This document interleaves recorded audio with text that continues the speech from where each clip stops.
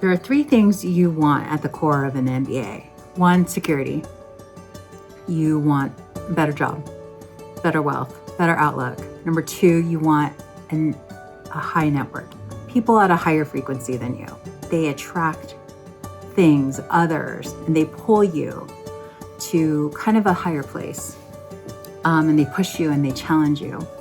And at GSV and Belhaven, you get that kind of network. And you get people who are also kind, and they have faith. And they have faith in how you are progressing and achieving. When you come out of graduate program, especially in MBA, you want ownership. And especially for a MBA program, you want an immediate outcome, afterwards a business ownership, not merely administration. You're building you're building something that you and your family is going to be proud of.